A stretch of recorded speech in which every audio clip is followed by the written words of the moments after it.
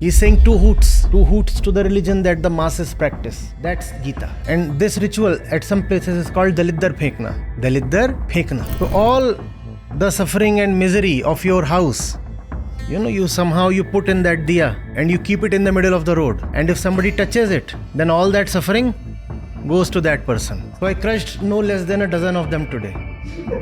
I said, what difference can 12 more make? I have already taken over the sufferings of at least, the community knows the number.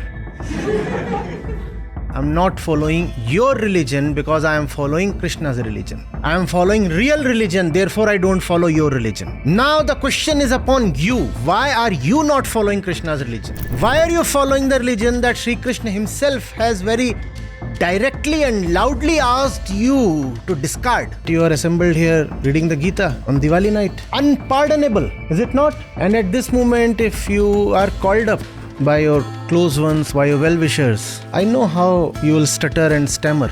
No, I was not attending any session. No.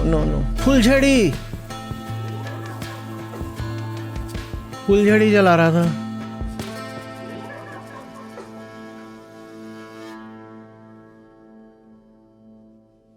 We will be going into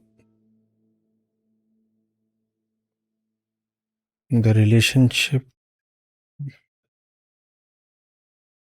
between the ego and knowledge.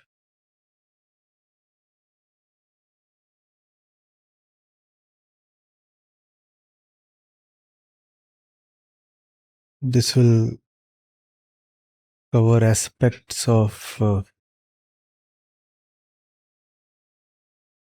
action, worship,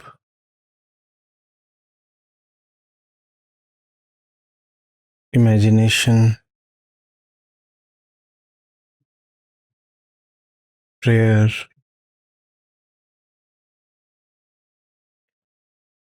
and much more.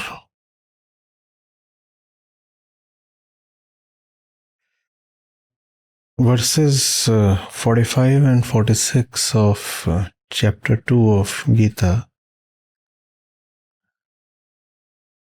are revolutionary.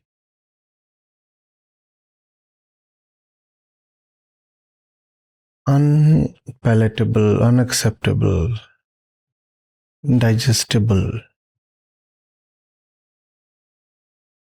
to those who do not understand what spirituality or wisdom are all about.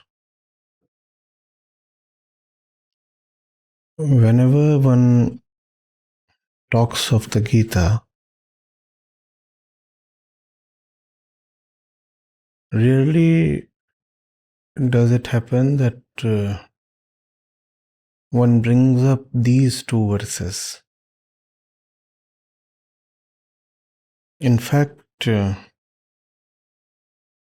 is quite a miracle that these two verses and a few more, we'll come to them later,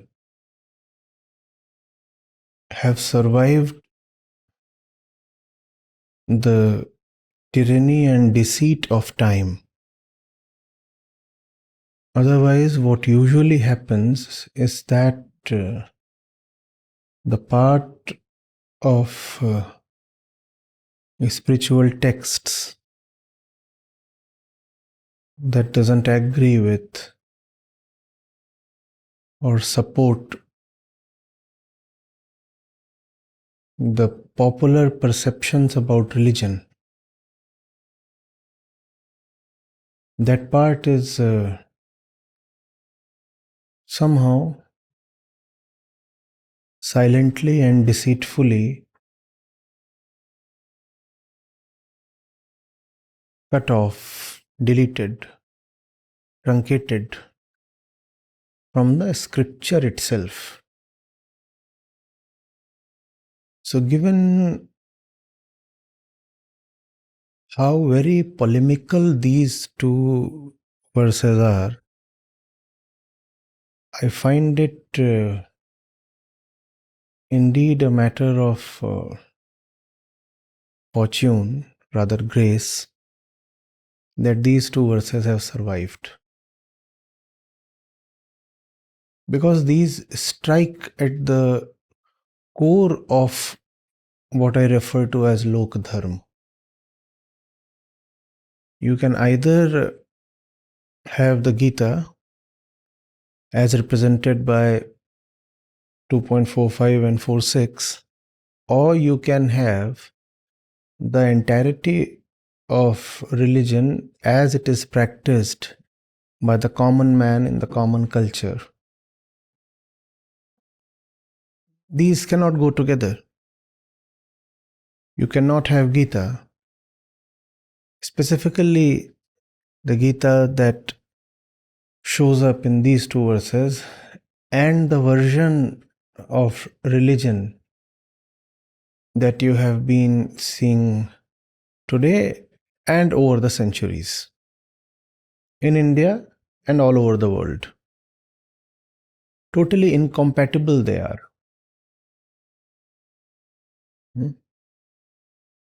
Verse 45 says,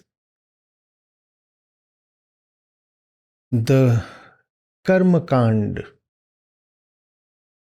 part of the Vedas, which is 99% of the Vedic corpus, stems simply from the desire of the ego to consume Prakriti.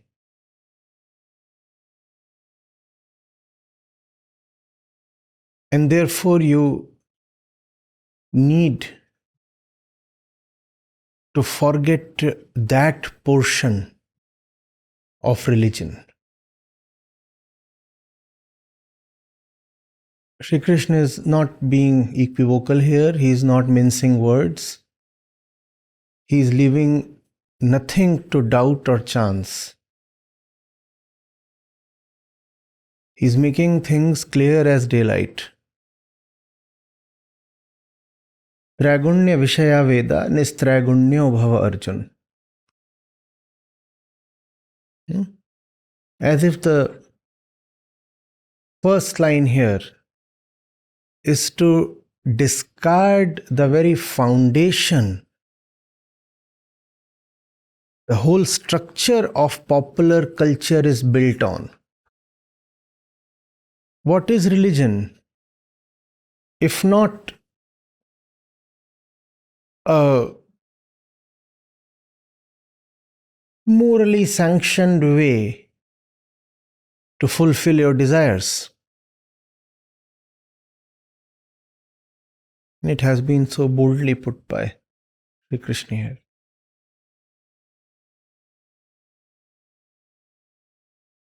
That the Vedas, and when he's saying Veda, he is referring not to Vedanta, but to the Karma Kand part. And I have often asked you to read a lot.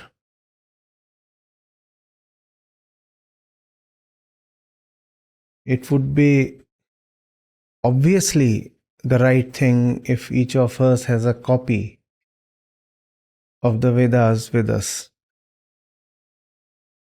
That will help you better understand what Sri Krishna is saying. So the first line, if you see, is about rejecting Karma Kand. Tragunya Vishaya Veda Nistragunyo Bhava Arjun. The Vedas deal just with your desire towards Trigunatmak Prakriti, Tragunya Vishaya Veda. The Vedas at their center have Prakriti, that is desire for Prakriti. At their center, Vishay is not the desire for liberation. Their Vishay is Trigunatmak Prakriti, not Mukti. Therefore, Arjun, you need to be Nistragunya. What does Nistragunya mean? Free of the three gunas, which means free of Prakriti. Whereas Vedas are dealing only with Prakriti. Vedas are dealing only with Prakriti. And what is Prakriti? The ego itself is Prakriti. The ego and its observed objects are all Prakriti. And that's what the subject matter of the Vedas is. You keep all that aside, Arjun, if you are to fight this right war. You cannot be one of those who go to their favorite deities to ask for their favorite objects. Is that not what most of religion is about? You choose your favorite deity, your favorite method of worship, your favorite prayer, and your favorite place. It could be whatever, temple, mosque, church, or a place of pilgrimage. It could be a hill or a river. And then you go to it and ask for your favorite thing.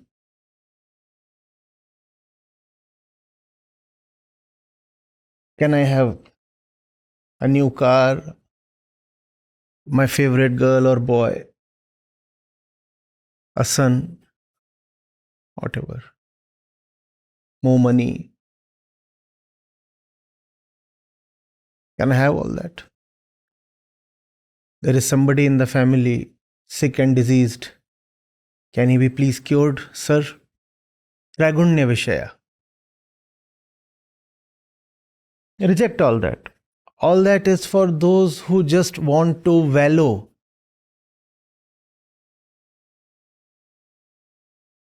At the gate of religion.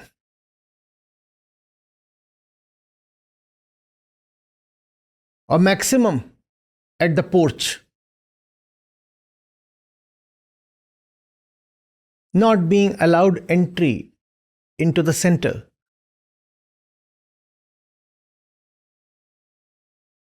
Those who are serious about life, those who love themselves, those who want to make the best of the limited opportunity available, all those things are not for them. O Lord, we worship Thee, kindly grant us our desire. What kind of religion is this?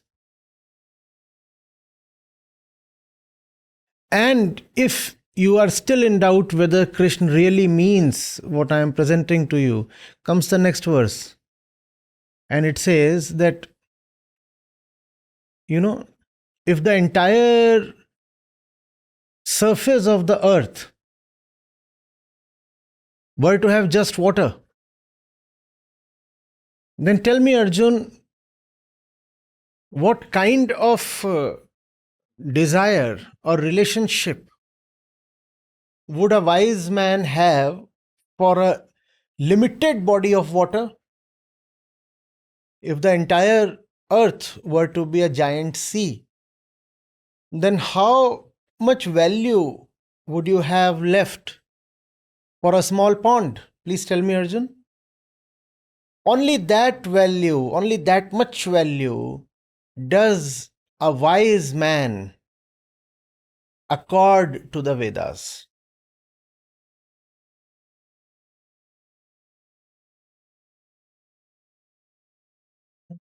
And what does he mean by the Vedas here? Obviously not the Upanishads. Because, the ritualistic part. The ritualistic part. The part full of desire. See, at the center of the Gita is Nishkamna. Right? Desireless action. Desireless action stemming from self-knowledge. That's what the message of Gita is. Full stop. Self-knowledge leading to desireless action, also leading to freedom from useless relationships and affiliations. Atmagyan leading to Karma Yoga and also Karma Sannyas. That's what the Gita is. Whereas popular religion is all about Kamna. And Gita is about Nishkamna. How can these two go together? So Gita is a dynamite. The entire structure of popular religion is blown up. That's what Sri Krishna is doing. And that's why Krishna can be accepted very smoothly as a cowherd. But the Krishna of Gita is very difficult to accept. And that's why most religious people avoid the Krishna of Gita. They would rather have the Krishna of Mathura and Vrindavan. But they avoid like death the Krishna of Kurukshetra. I often wonder, why do all these Babas and saints sit only at Mathura and Vrindavan? Why not at? Because that's the real place. That's where the Gita came from. You should have a lot of ashrams there. But they will never go to Kurukshetra because Kurukshetra is about Nishkamna. Whereas popular religion is all about fulfilling your desires.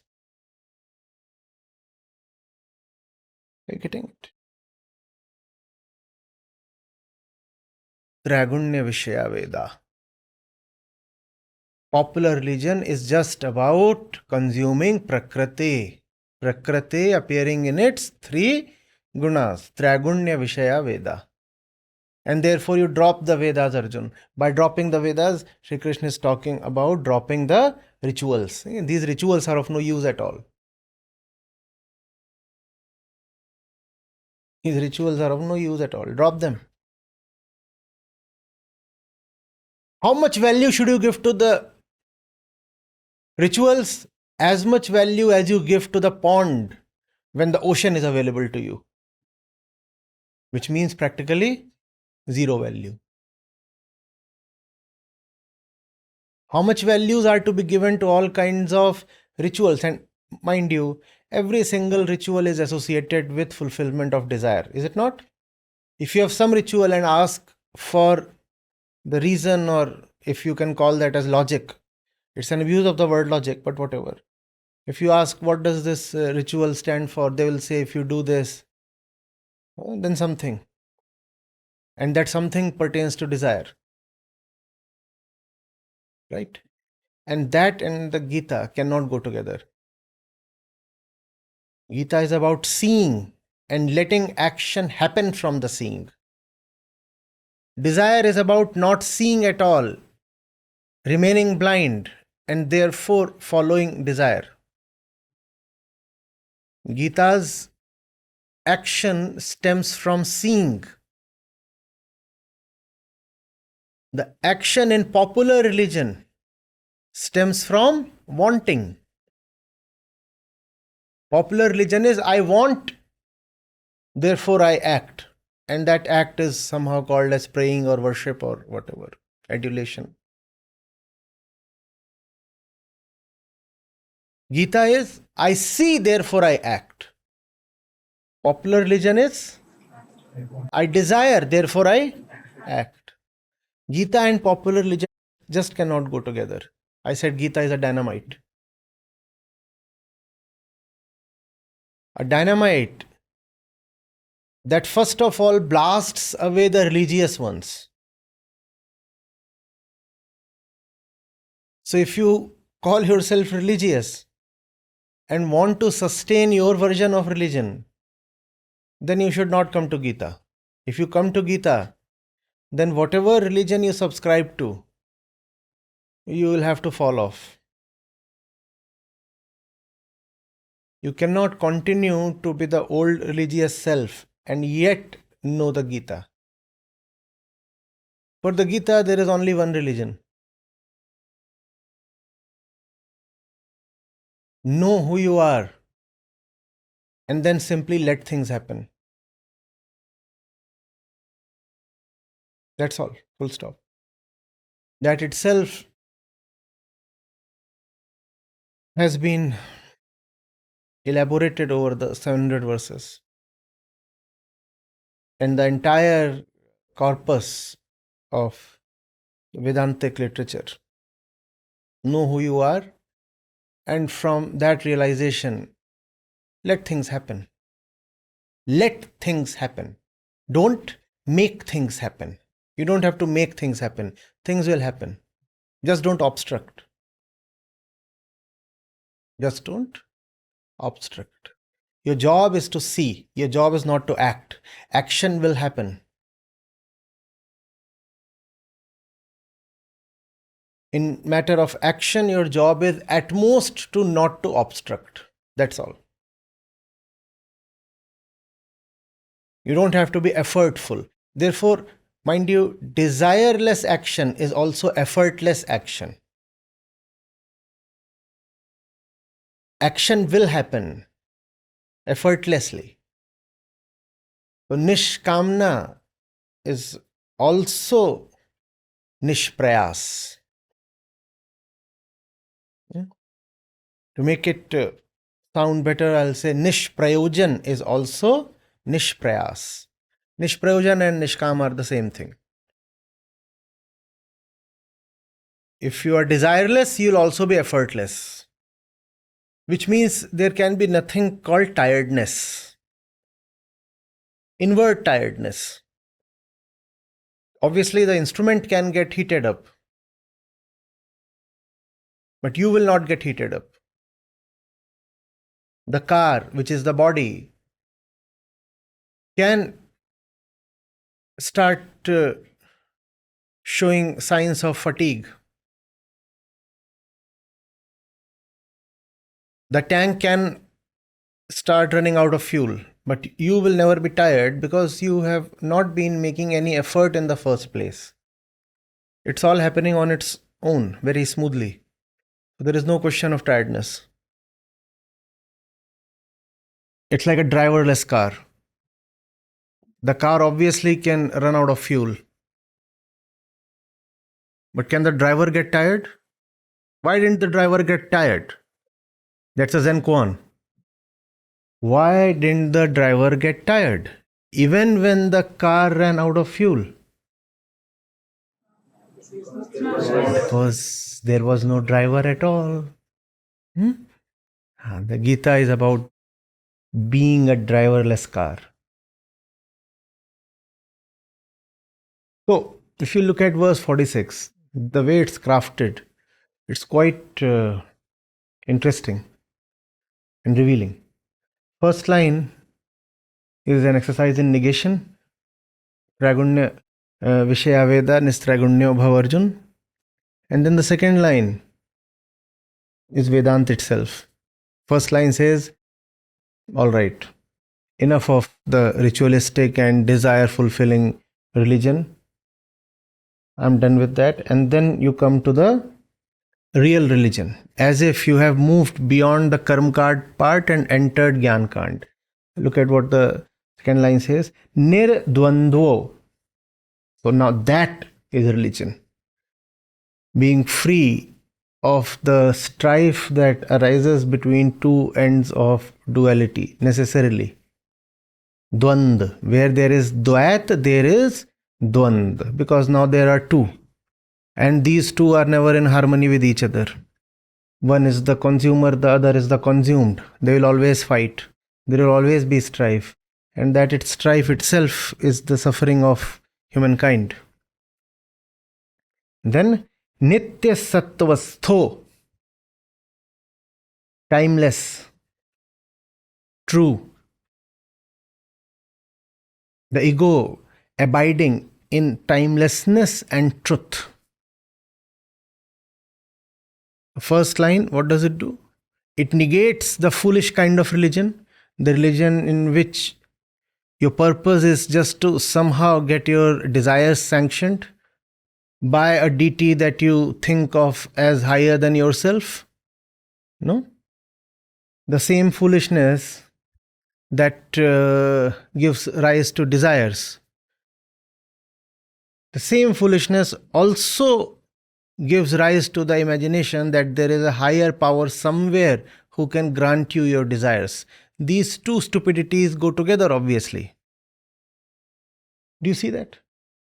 There is somebody very stupid sitting within who first of all raises desires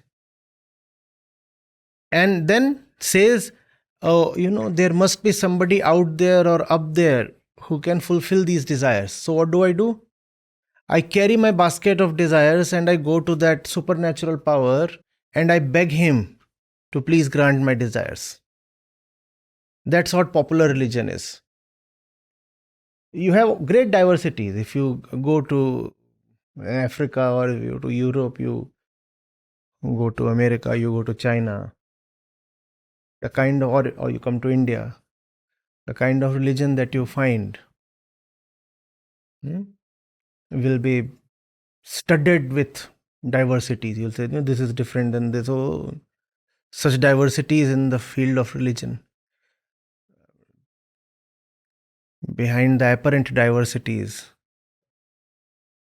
there is a very basic, very primitive, a very shameful commonality, desire. In all its diverse forms and appearances and differences, religion always and everywhere has been about self-appeasement. How can I appease myself? How can I gratify myself? Can you give me one more cow, please? My favorite god? Or if I do not please my favorite god, then something bad will happen. Something bad will happen. And what defines bad? That which goes contrary to my desires is called bad. That itself is the definition of bad. Nothing else is bad. Goes per my desires? Good. Goes against my desires? Bad. I was just coming to Bodhsthal, and all over the place, some really religious person, rather an entire community of persons, have placed these diyas in the middle of road. The PSO is off today. He is a very religious man. So I was driving. So I had good fun like a little kid, crushing all the diyas.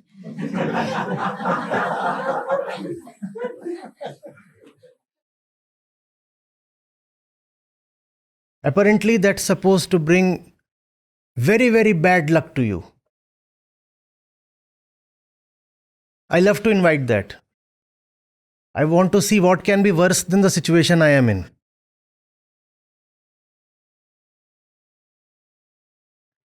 But that's what religion is, you see. They say this is Tantra. And this ritual at some places is called Daliddar Phekna. Daliddar Phekna. So all the suffering and misery of your house, you somehow you put in that diya and you keep it in the middle of the road. And if somebody touches it, then all that suffering goes to that person. So I crushed no less than a dozen of them today. I said, what difference can 12 more make? I have already taken over the sufferings of at least. The community knows the number. So plus 12 means nothing. If you still go, this side to the Icon Apartments, that entire road will have crushed diyas. I did that. That's religion. That's religion. You look at the violence implicit in that. First of all, the foolishness. All the suffering can be put in the diya and then you put the diya in the middle of the road and then it goes to somebody else's house. You look at the ignorance and the violence both. Do you see that? That's religion. Isn't it just befitting that Sri Krishna is totally discarding that religion? Totally discarding with no care, regards, concern, not even the appearance of respect. He is disdainful. He is saying two hoots. Two hoots to the religion that the masses practice. That's Gita. Two hoots to the religion that the masses practice. You get this.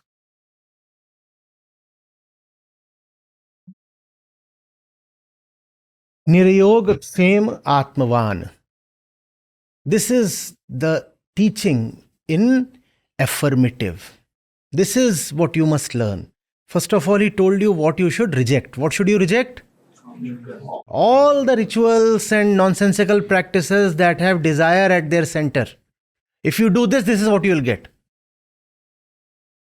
If you do this, this is what you will get. There is no ritual, I challenge you, that does not have desire at its center. And what is the desire about? Consumption. No other desire. Had the desire been one of liberation, we could have understood. But the desire is always of consumption.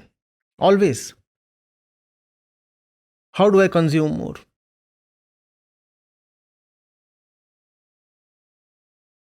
The Vedas are imploring Indra, how can you make our cows more fertile?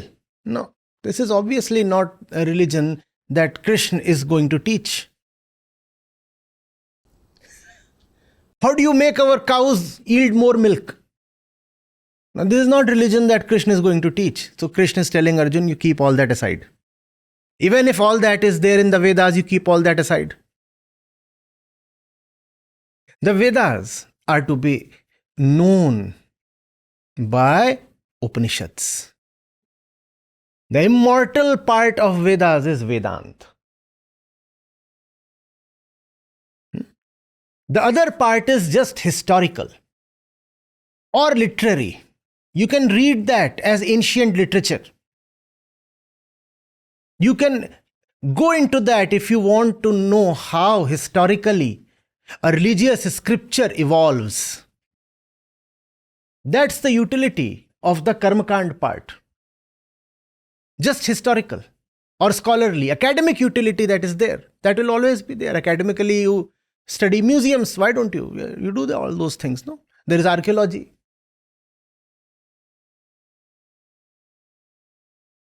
You want to go into old things.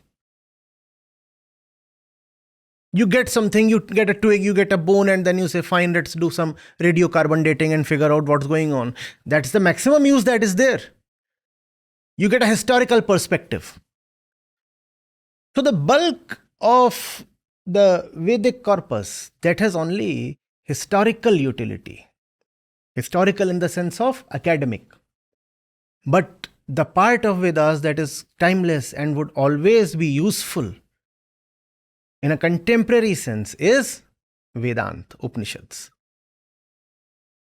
So Vedas are to be remembered as Vedanta. And that's what Sri Krishna is saying. Don't abuse me for that. I don't care anyway. You may, but the credit goes to Sri Krishna. So kindly direct whatever you have towards him.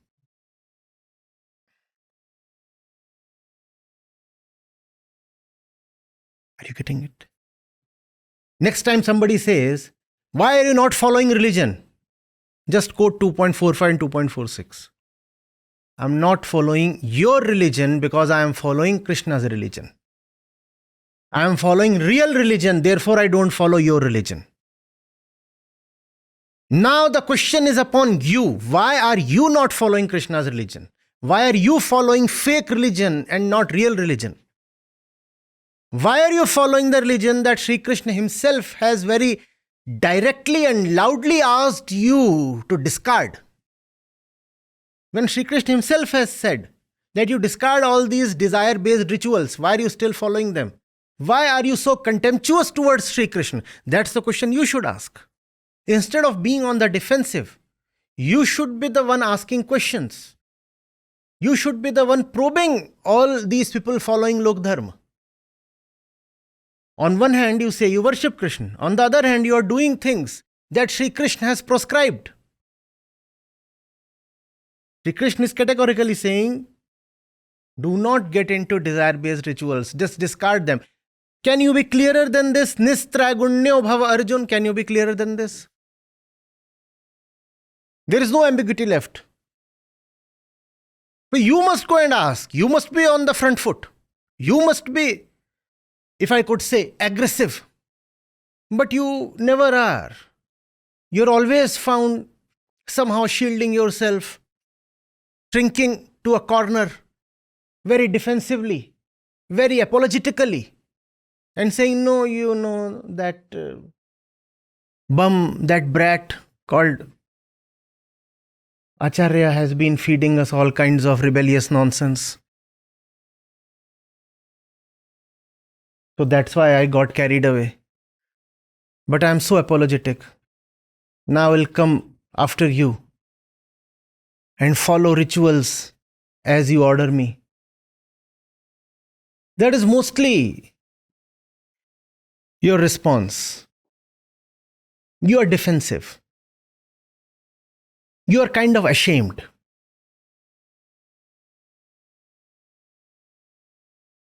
What are you ashamed of? Following Sri Krishna? Huh? Understanding the Gita? Is that something you ought to hang your head in shame about? But that's what is practically happening. All the stupid ones are so loud, so vocal, and so dominant. And I find my people just shriveling, shrinking,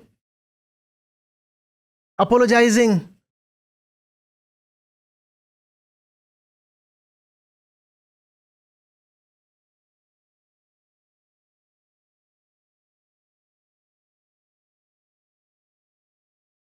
It's tremendous disrespect. If you stand for somebody great and yet behave like a loser, that's tremendous disrespect to the great one. You're not blowing your own trumpet. You are carrying the flag of greatness.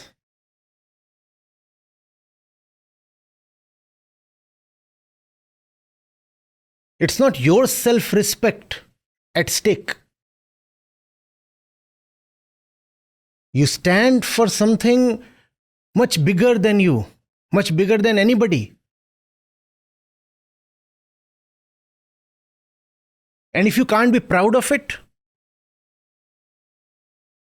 then it's not the other who is disrespecting Krishna or Gita. The first disrespect is coming from you.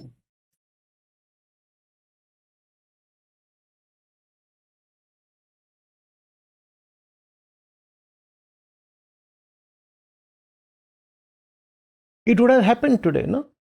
Many of you would have received calls from your friends, relatives, and you would have stammered,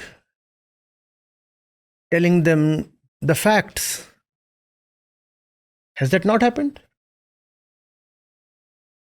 This is the moment you should be out in the open, doing crackers and stuff. Instead of that, you are assembled here reading the Gita on Diwali night. Unpardonable, is it not? And at this moment, if you are called up by your close ones, by your well-wishers, I know how you will stutter and stammer. No. I was not attending any session. No. फुलझड़ी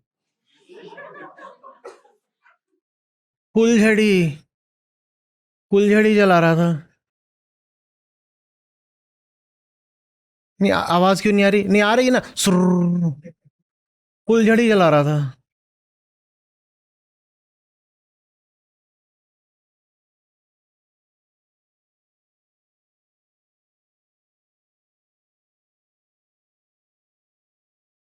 The attendance tonight online would be one of the lowest we have had across the whole year. Not that our dear participants would have forgotten that we have a session tonight. It's just that it is beyond their courage to attend. It is unthinkable for them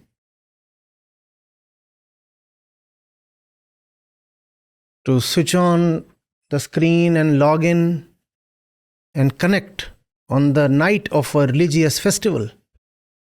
After all, religiosity is about Futility, not about the Gita. No?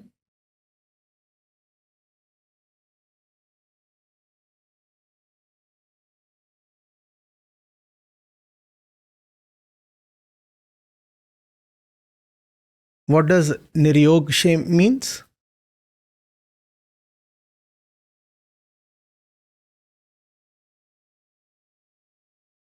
Yog is to attain. Yog is to go and become one. And shame is to remain in that state. Because just attaining is not sufficient. Even after attaining, something remains within that does not like the attainment. So, yoga is great, but you talk of yoga shame. That's more complete.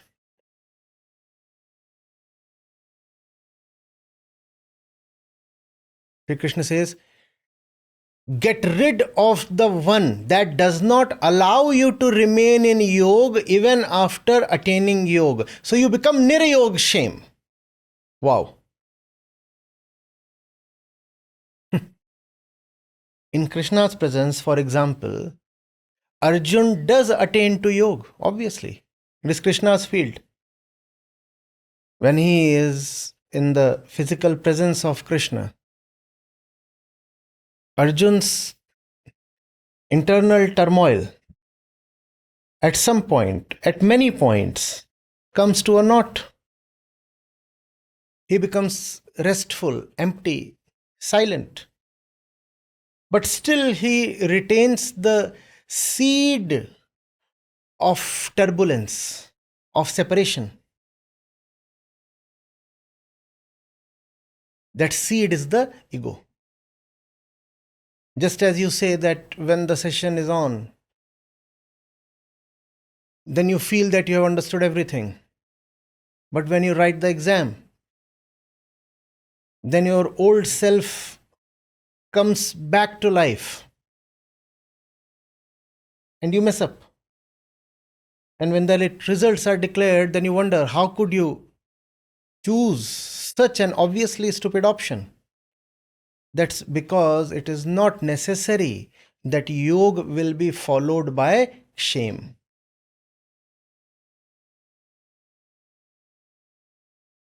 It is very much possible that in the powerful field of a guru or a granth, the ego just recedes into dormancy, into hibernation.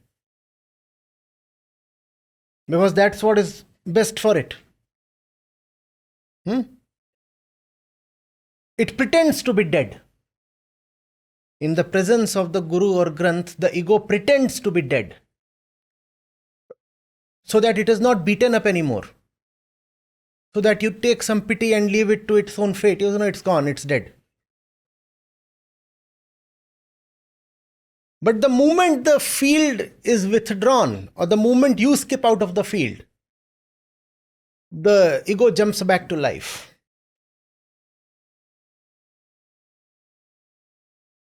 Kabir Sahib has put it very beautifully.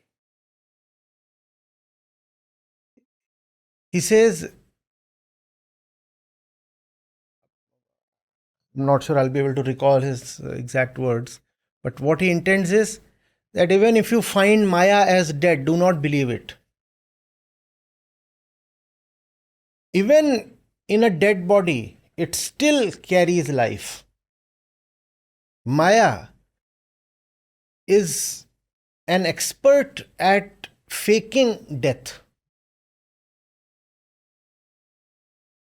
So in front of the Gita, Maya, your internal Maya, which is ego, will pretend to be dead so that you gain confidence and you say, I have learned everything now. Krishna has taught me desirelessness and I see that I am totally desireless. Krishna has taught me fearlessness and I see I have no fear. And then the session gets over and you move out and some half-dead dog chases you and you are sweating and yelling, save me, save me, bachava. And you were absolutely fearless inside. The ego was dead. That's what Sri Krishna is saying, come to a real closure. When you come to a real closure, then the problem of retaining what the Guru or the Granth give you no more exists. Because the problem is solved. There is no need for retention anymore. The Yogakshem is wonderful, but Niryogakshem is even more praiseworthy. And Niryogakshem goes well with Nishkam, Nishprayojan, Nishprayatna. Atmavan. First line we said was about what is to be discarded. The second line is about what is to be accepted, what is to be lived. This is what you must come to. What does Atmavan mean? Simply that the ego has to be seen for what it is, an emptiness, a vacuum, a void. Atma is not the attainment of something wonderful. It is the disappearance of rubbish.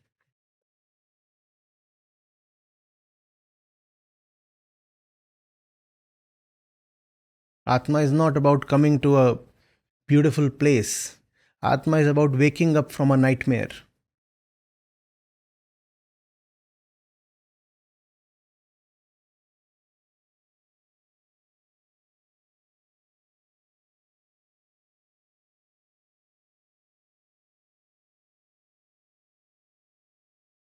Do you understand this? At the bottommost level, even yoga is impossible. So, first thing, if you have said, you will be brought to yoga, that itself is a vow. Then after that comes Yogakshem. Your prakritic state is of Viyog. What? Viyog. You are separated from the truth. Viyog. Then Yog. Then Yogakshem. And then the highest is of Niryogakshem.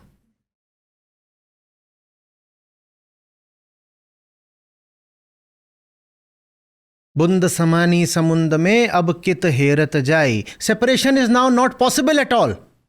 So there is no need to guard the union anymore. Our union is a very fragile one. Even if we get united, there is always a sword hanging over the head, always a lingering possibility of separation. So it's a very tenuous milan or yog or union.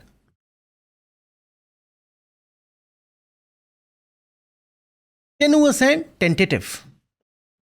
Niryogakshem means now the possibility of separation itself is finished. Higher than even Yogakshem. You have heard of it, Yogakshem Vahamyam. Higher than that, Niryogakshem.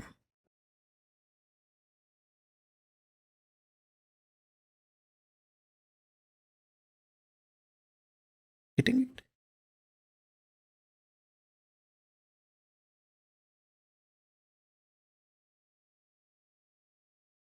Nirdvandvo, nitya sattvastho, Nir-yogakshema Atmavan.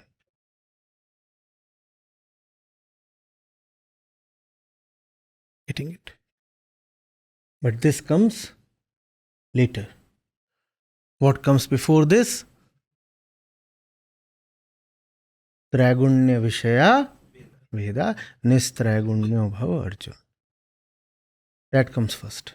You cannot come to any of this if you continue to retain your old ways. You continue to be full of desires, then your religion will just be a way to fulfill your desires. And mind you, for all the respect that you grant to religion, religion is nothing more than that. A place of worship and a shopping mall, essentially they are the same. Centers where you can get what pleases you. Right? A place of worship and a shopping mall. And you can add to that list. You can add to that list in a very grotesque way, in a very blunt, very challenging, and very offensive way. You know of places that please you, right? So just as you can equate a place of worship to a shopping mall, you can also equate place of worship to all those obnoxious places people go to for pleasing themselves. There is no fundamental difference. You have gone to the place of worship to please yourself. You have also gone to that forbidden place just to please yourself. So what is the difference?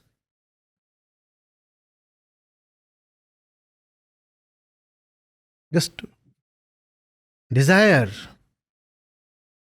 rooted in ignorance is making you talk, making you walk. If anything, when you go to a place where you pay the price to appease yourself, at least the transaction is honest. At least things are factual.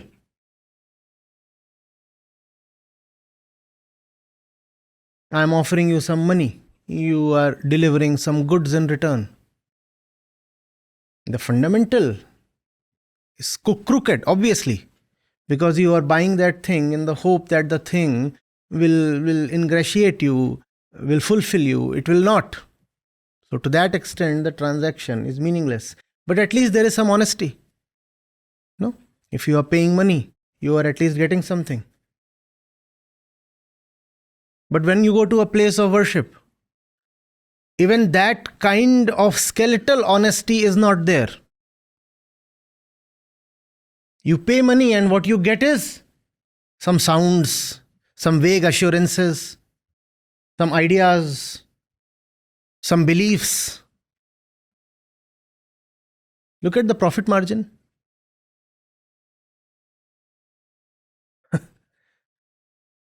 Cost of operations, 0. Cost of goods sold, COGS, 0.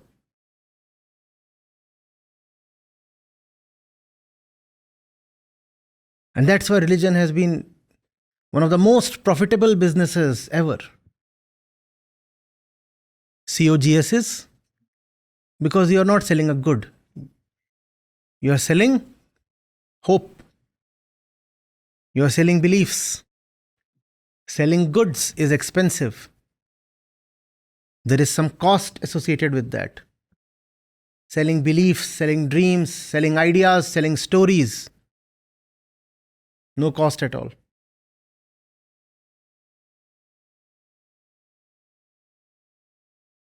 Why don't you say, just as you are offering me subtle assurances, similarly I will offer subtle money to the place of worship. Why do you offer hard cash? Why don't you offer something as subtle as the belief system that you are supposed to espouse? Just as you enter that place of worship, any place of worship, I'm saying, not just Hindus, not just Muslims, not only in India, everywhere. Just as you enter the place of worship, you're supposed to, feel the vibrations. Similarly, when you are asked to pay up, why don't you say, no, I have paid you. Feel the money. Why does the money have to be hard cash? Why can't it be a feeling? Because the entire field of religion is just about feeling. So the money should also be about the feeling. Feel it. Yes, 100. 400. Feel it. And the priest should say, yeah, man, I feel you, man. I feel you, man. Yeah, man. He reached a lakh, man.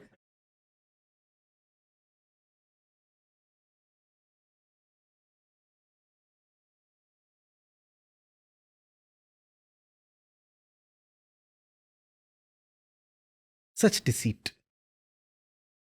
Such deceit. Trading words. Words that will never translate into anything earthly. Words that will never have any uplifting effect on the life that you lead. You will remain the same man, full of desire, full of ignorance. You will repeat all the great mantras that have been handed over to you. You will go to the same shop, carry out the same transactions, being the same self, sell the same goods, loot your customers in the same way, and return home with the same kind of surplus. What has changed?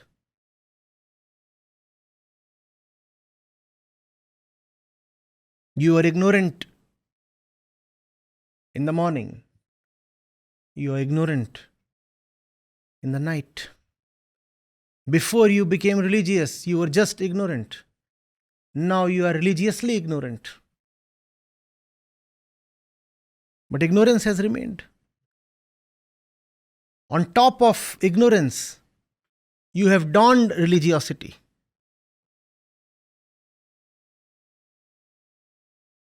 Like our great ass, that Gadahava friend. No pun intended. People anyway take me as some luridly vulgar fellow. And then you talk of ass in a spiritual session. You take that Gadahava and you put religious clothing on it. That's what the common religious man is like.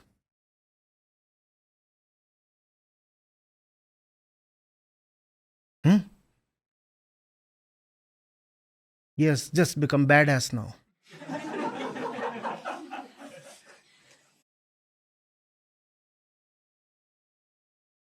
The clothing is wonderfully religious. White, saffron, green, red.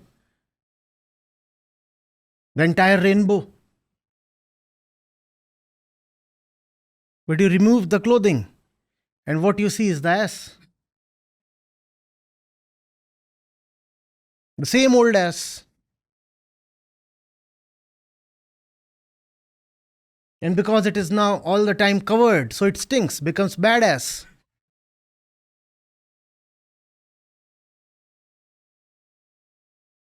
That's what the religious man is like.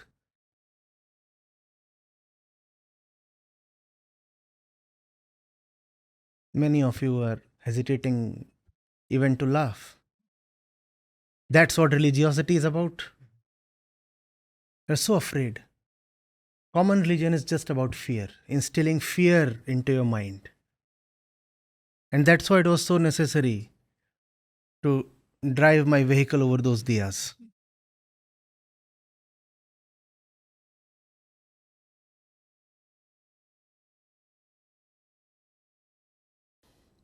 Do you understand? Religion is not just a part of your life. Since common religion, Lok Dharma, stems from ignorance, and that ignorance is the very center of our life. Therefore, what you call as common religion, that is your entire life. Unless you take care of that, your life itself will not change. Everything about us, in some sense, is determined by religion. Even those who claim to be atheists, they too are driven by religion. We all know 90% of our mind is unconscious or subconscious. And fake religion sits there in the form of suppressed desires. Therefore, even if you claim to have nothing to do with religion, religion is still your master. Fake religion, false religion, Lokadharma is still your master. It dictates your day-to-day activities. It informs your life decisions, big and small. Man is condemned to be a religious animal. Therefore, the only option is to have the right kind of religion. Because religious, you would anyway and always be. Even if you claim to be irreligious. Even if you claim to be irreligious, you would still be religious. So not being concerned with religion is not an option at all.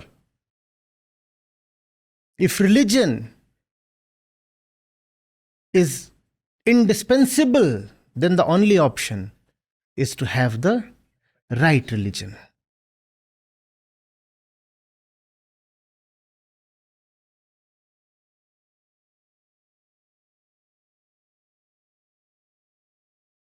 Are you getting it?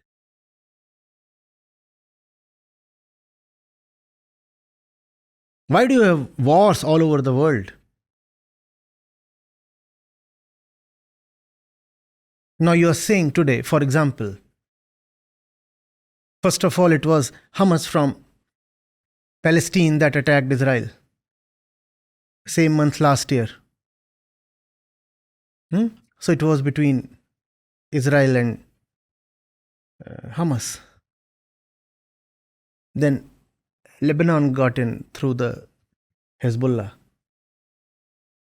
And you very well know who pulls the strings there. So when the leaders of these organizations were killed by Israel, then Iran got into the mix. And they fired some 100 or 1,000 missiles at Israel, and then Israel has recently bombed Iran. What is going on? What's happening is religion, Lokadharma.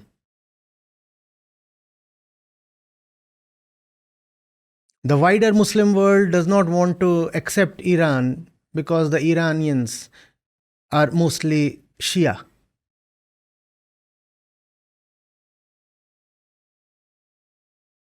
This is one of the ways Iran wants to buy acceptability and leadership in the Muslim world.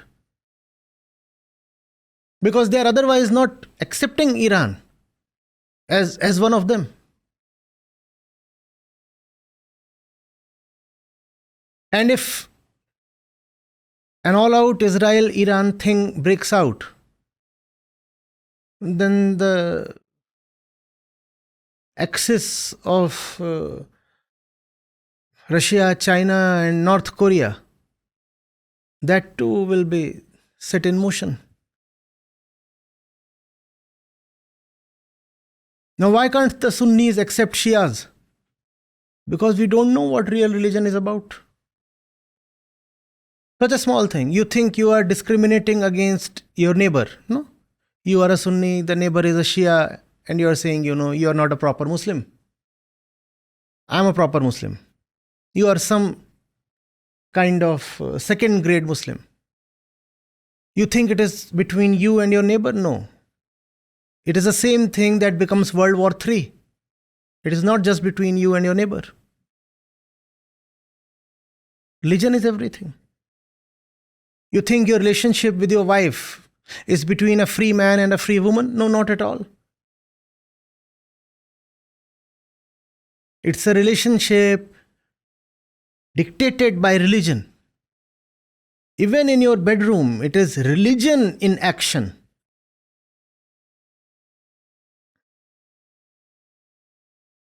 The way a Sunni couple behave in bedroom versus the way a Vaishnav couple behave in bedroom versus the way a Catholic couple behave in bedroom is going to be greatly different, even if they belong to the same place, same culture. Religion is everything. If religion is everything, why to have religion that is nothing but dogma and desire and rituals? Why not have the right religion?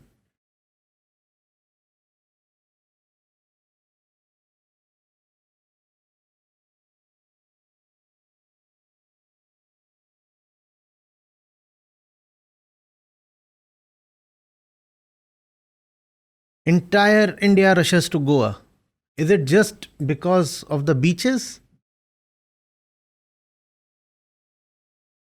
Similar beaches are available at many other points in the Konkan coast. The Western Ghats too are not limited to Goa. But there is something very specific about Goa, religion. And that's why the whole country flocks to Goa.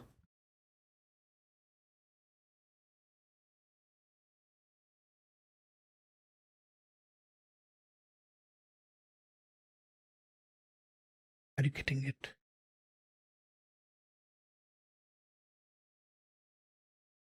We talk of India and China. Till the mid-80s, India's per capita income was much the same as that of China. In fact, higher than that of China. And then China just sped ahead, zoomed past us. How did that happen? One of the reasons is that the foolish kind of religion is totally prohibited in China.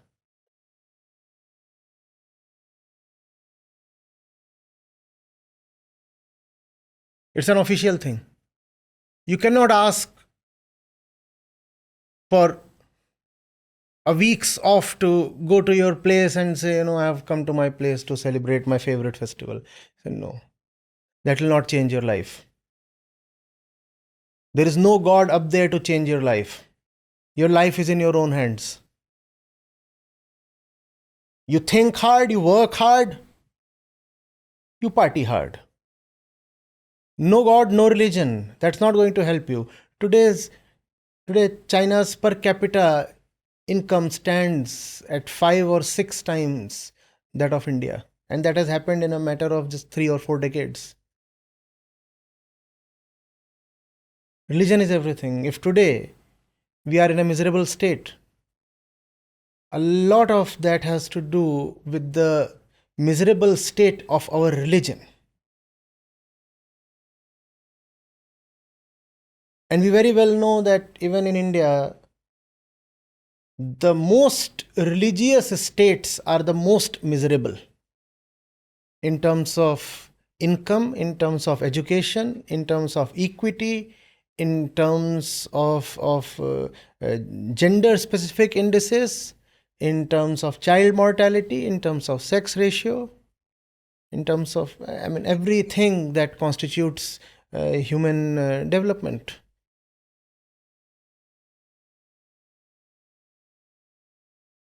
Had the Chinese been as religious as Indians are, China's growth and development would have been impossible.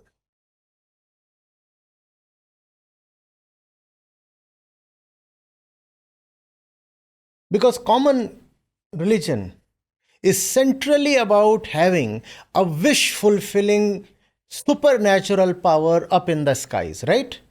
Some supernatural power is up in the skies and he controls my destiny. He plays me like the puppeteer plays the puppet.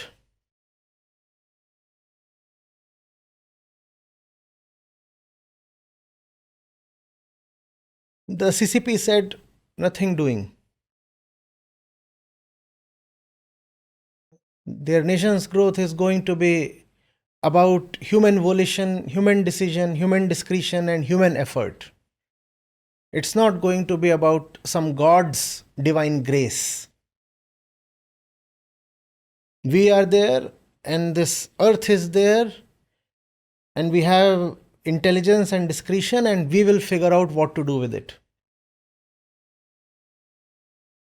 My destiny, my decision.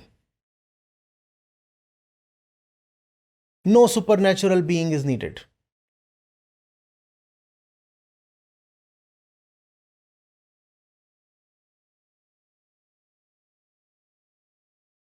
And today, even when you have parleys and negotiations over the boundary dispute, the fact is that you have to negotiate from a position of weakness. The fact is that the Chinese always have an upper hand because religion is everything. If you are stuck with the wrong kind of religion, you would always find yourself in a compromised position. And if you find yourself in a compromised position, look within, look hard, and look honestly. Surely somewhere you are a follower of the wrong kind of religion.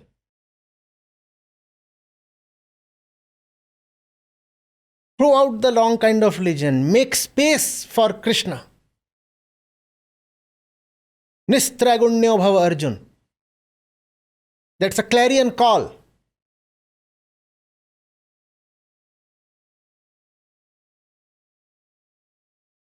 You are being invited to war.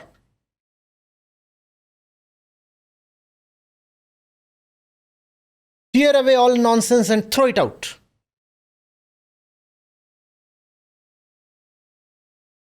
And then you will rise in life. You cannot have the stupid kind of religion and the religion of Gita. These two cannot coexist. You remember Kathopanishad? Shrey and pray, they cannot coexist. You cannot say, I will continue to partake in all the stupid rituals and all the nonsense, and I will also be a student of the Gita. These two can't go together. Pick one.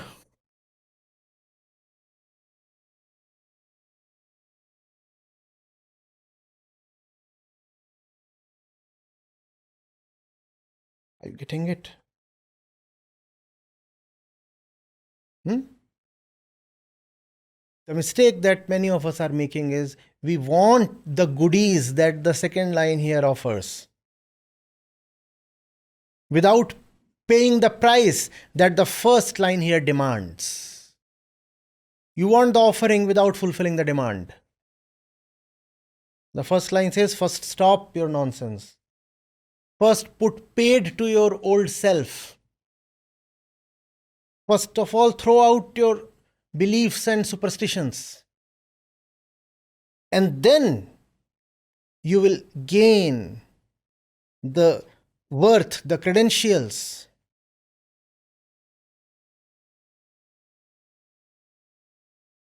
to avail what the second line offers.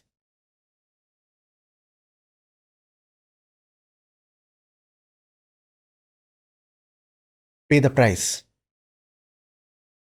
You can't just pick up something and start using it.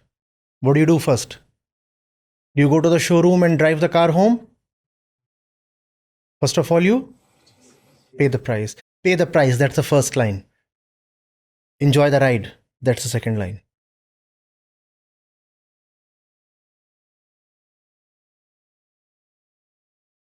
And if you want to enjoy the ride without paying the price, look at the rear view mirror. Do you hear the siren? As they say, things in the rear view mirror are closer than they appear. Do you see somebody chasing you on a buffalo?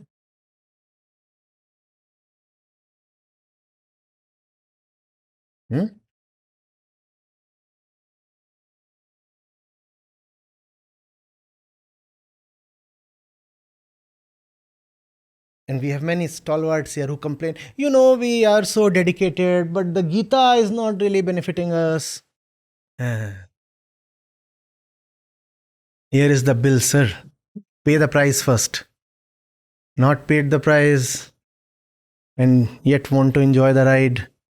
That's not happening. No. Anybody, that's a talisman for you. Anybody who comes to you and says, I'm not benefiting from the Gita, just know immediately the fellow is a thief.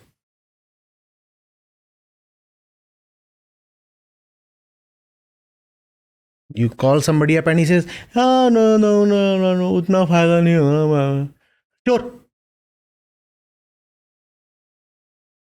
That's too much of respect. Chotta. Without paying the price, you can hang about in the showroom even for a decade and you will not be entitled to touch the car.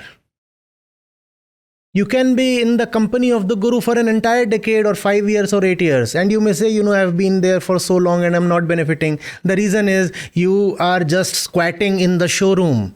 You're not paying the price, sir. Just squatting here will not.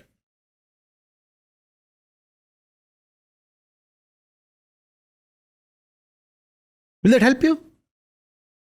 When you visit a showroom, they have places where you can sit. They can also feed you. They're nice, gentle people sometimes. Does that entitle you to the car? So you can be here for 8 years, 6 years, 5 years. You're just out on a stroll.